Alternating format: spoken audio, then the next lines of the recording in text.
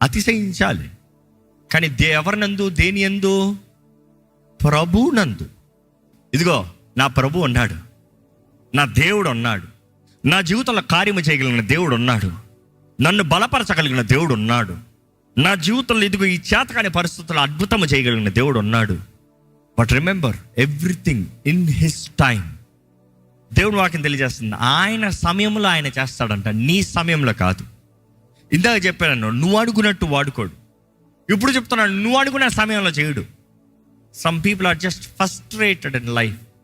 ఏమి ప్రయోజనము ప్రార్థన చేస్తే, ఏమి ప్రయోజనం విశ్వాసం ఉంచితే, ఏం ప్రయోజనం ఇంతగా ఎదురు చూస్తే, ప్రభు కార్యము చేయడం ఏంటి? ప్రభు చేసే గొప్ప కార్యం ఏంటంటే నిన్ను ఇంకా సజీవులు అక్కడ ఉంచాడు. సంతోషపడు. నిన్ను ఆయన సజీవులు అక్కడ ఉంచింది కారణం ఏంటి? ఆయన నీ జీవితంలో కలిగిన చిత్తము నీ జీవితంలో నెరవేర్చాలని నీకు తరుణం ఇస్తున్నాడు.